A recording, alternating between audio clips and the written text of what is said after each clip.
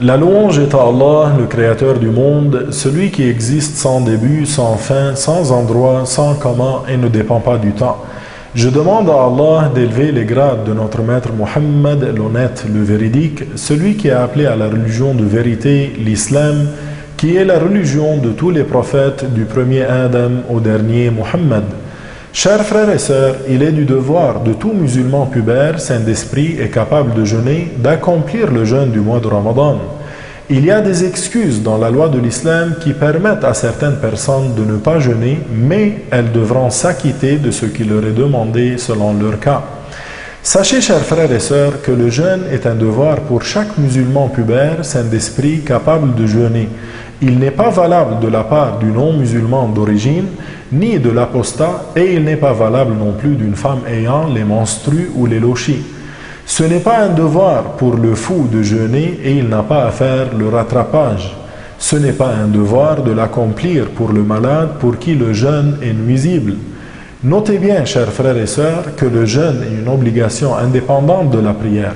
Alors, prétendre que celui qui n'accomplit pas les 5 prières rituelles ou commet d'autres grands péchés n'aurait pas à jeûner ou que son jeûne ne serait pas valable n'a aucun fondement dans la religion de l'islam.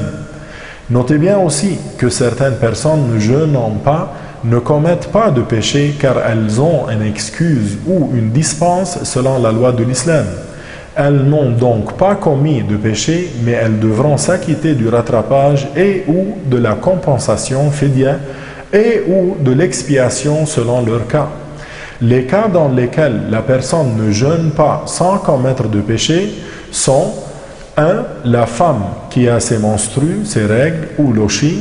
2. Un voyageur qui fait un voyage permettant de raccourcir les prières de 4 à 2 rak'a, même si le jeûne ne présente pas pour lui de difficultés. 3. Le malade pour qui le jeûne est nuisible. 4. La femme enceinte ou une femme qui allaite, qui craint pour elle-même ou pour son bébé. Pour chaque cas cité, il faut remplir les conditions qui permettent de ne pas jeûner.